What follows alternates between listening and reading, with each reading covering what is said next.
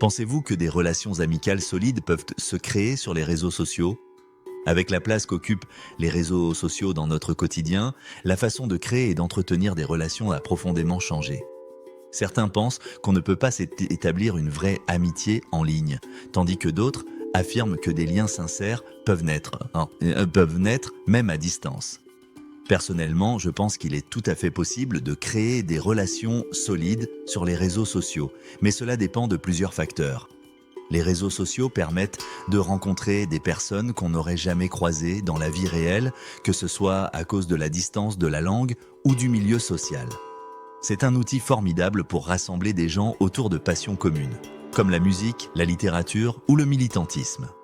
J'ai moi-même des amis que j'ai rencontrés via des forums ou des groupes Facebook, avec qui j'échange depuis plusieurs années. Avec le temps, on crée de la confiance, on partage des expériences et parfois même, on finit par se rencontrer.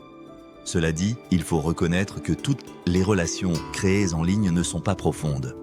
Beaucoup restent superficielles, limitées à des likes ou des discussions banales. De plus, l'anonymat ou la mise en scène de soi sur les réseaux peut créer une fausse image, ce qui rend difficile de construire une relation authentique.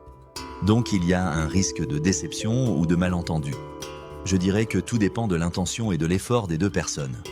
Si chacun est sincère, régulier dans les échanges, curieux de l'autre, alors même à distance, une amitié durable peut exister.